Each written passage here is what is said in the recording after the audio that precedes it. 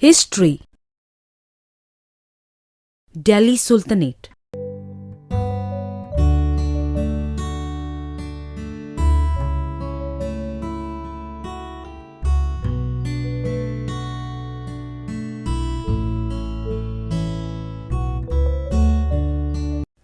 Delhi Sultanate. Delhi Sultans. The Tomar Rajputs established Delhi as their capital in the 12th century. But by the middle of the century, Prithviraj Chauhan of the Chahamana dynasty defeated them. During this time, Delhi became an important commercial center, mainly because many rich Jain merchants lived here. Delhi Wal was the name of the coin that was minted in Delhi in the 12th century, and this had very good circulation. In the beginning of the 13th century, Delhi was transformed to the Delhi Sultanate. It was during this time that the Delhi Sultans constructed many cities such as Delhi-e-Khona, Siri and Jahanpana. The Delhi Sultanate was founded by Qutbuddin Aibak, who succeeded Muhammad Ghori. Aibak's rule came to an end after 4 years and Samshuddin Iltutmish succeeded him. Iltutmish's daughter, Razia Sultana, ascended the throne in 1236 CE. Famous queens. It was during this period that many queens ascended the throne in different empires like Razia Sultan 1236 to 1240 in Delhi, Rudra Devi 1262 to 1289 in Warangal, and Queen Didda 980 to 1003 in Kashmir. Even though they were very adept in governance, being women made it difficult for some of them to continue in office. For example, Razia Sultan was removed from the throne in 1240, but Queen Didda was considered as an elder sister by her subjects. Expansion of Delhi Sultanate.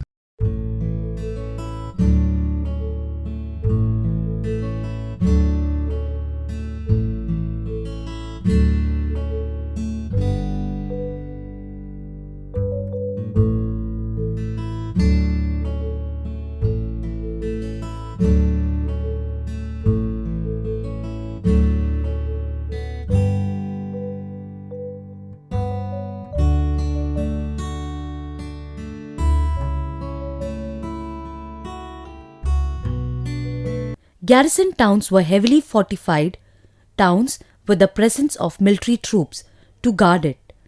It consists of more than 50 men. The Delhi Sultanate feared rebellions by governors and military commanders, so they undertook 2 sets of campaigns. The first one was along the internal frontiers, so they cleared forests, built near fortresses and towns, and promoted trade to check the rebellion. The second campaign was along the external frontiers, and these included military expeditions. The military expeditions to the northwest were to check the entry of the Mongol invaders. It was during the reign of Alauddin Khalji that South India was also attacked, and the Sultanate army captured horses, elephants, slaves, and they even gained much wealth by carrying away precious metal. Ganga Yamuna Doab region. Rebellions by the governors of Bengal and Bihar were commonplace, as they often challenged the authority of the Delhi Sultanate. This problem was considered as an internal frontier problem. It was during the reign of Balban that the forest region of the Ganga Yamuna Doab area was cleared, the pastoralists expelled, and the land was given to peasants so that they could engage in agriculture in these lands. Expansion of the Sultanate. During the reign of Alauddin Khalji, that is, from 1296 to 1316, the Delhi Sultanate expanded. The Muslim invasion was headed by the Mongols and other Turkish tribes from Central Asia who were converted to Islam. By around 1265, the peninsula of West Asia, present-day Turkey, became home to the Turkish warriors whose leader founded the state in 1301, which later became the Ottoman Empire. This empire lasted till World War I. Administration and consolidation.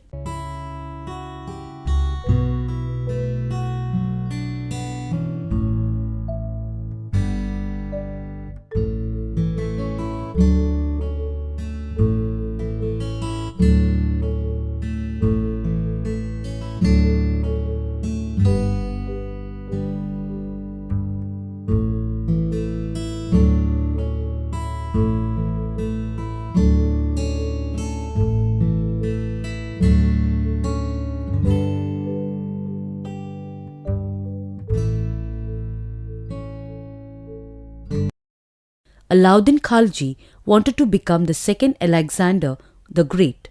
After conquering kingdoms in the north, Alauddin set his eyes on Deccan. He entrusted this job to his trusted slave, Malik Kafur, who was a Hindu originally, but was converted to Islam. The Deccan campaigns lasted 6 years from 1306 till 1312. After tribute was paid to Alauddin, the rulers of the southern states were permitted to rule. Scholars like Fakhri-i-Mudabir advised the sultans to take up many irrigation works so that the peasants could pay the revenue. Previously, land and property were given as gifts to nobles or for religious purposes. But this was prohibited now. Market officers were appointed and price control was effected so that justice prevailed in the land. The Tughlaqs succeeded the Khaljis in 1320 CE. Devagiri was renamed Daulatabad so that the cultural barriers between the north and the south could be overcome. Soon this empire disintegrated. This empire had people of different cultures, who themselves were instrumental in the disintegration of the empire when it weakened.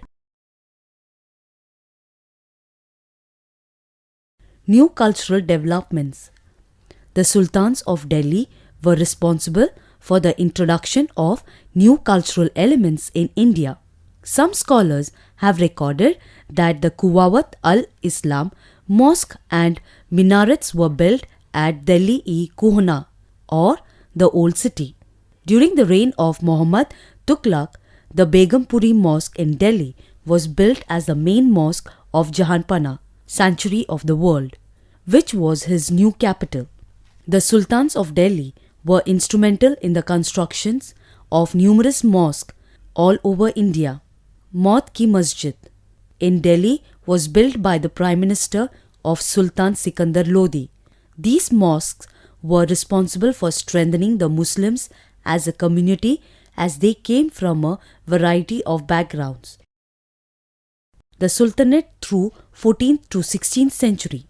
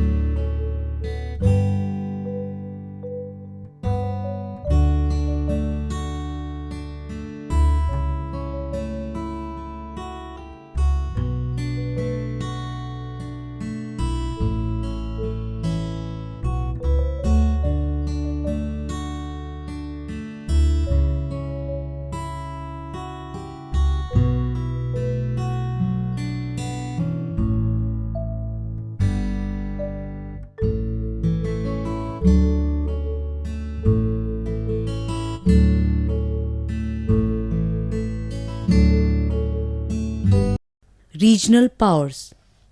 After the reign of Tughlaqs, power was vested in regional dynasty like Ahmad Shahis in Gujarat and Ilyas Shahis in Bengal till the 18th century. In 1336, the Vijayanagara kingdom was established in the south, and this lasted for about more than 200 years until 1530.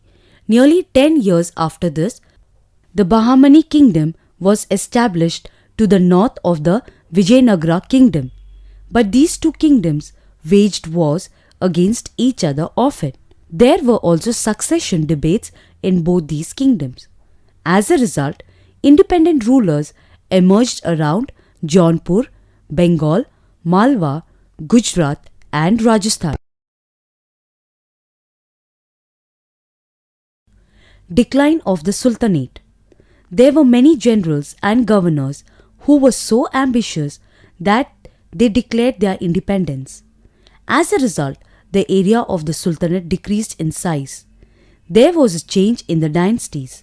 The Sayyid dynasty ascended the throne in 1414, followed by the Lodi dynasty in 1457.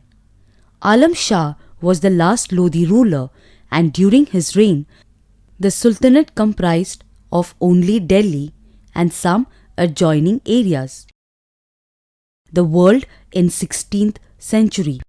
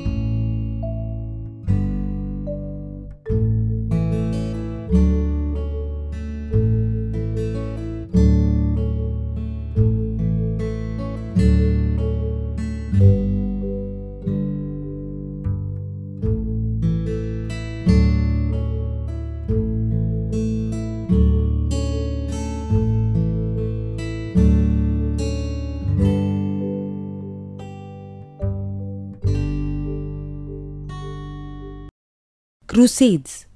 The emergence of knights or mounted warriors who were used to church to spread the notion of peace of God was an important turning point in the world history. They set out on a campaign against the Muslims who had captured the city of Jerusalem, which was the holy land of the Christians. A series of military campaigns known as the Crusades were undertaken to restore the Holy Land to the Church. Fall of Constantinople. There were many crusades from the 11th to the 14th century, leading to the fall of Constantinople in 1453. This called for a strong reaction from the Turks. As a result of the unrest in this region, where major trade routes passed, merchants were compelled to sponsor and finance new sea routes to the east. Discovery of the New World. Towards the end of the 15th century, new lands were discovered in the search for new trade routes. In 1492, Christopher Columbus discovered the Americas and called it the New World. This discovery was the result of European voyages of discovery exploration of the interior of the newly discovered lands, continued till the 18th century by many other navigators. Settlements.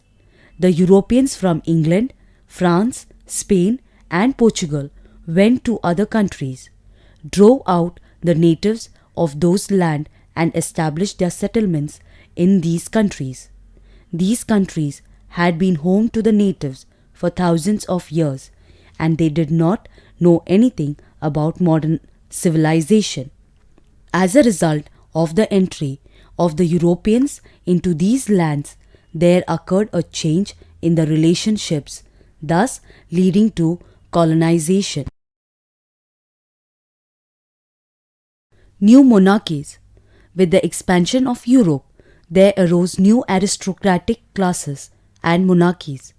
Of these, the Ottoman Empire under Suleiman the Magnificent and descendants of Genghis Khan, the great Mongol warrior, were the most famous.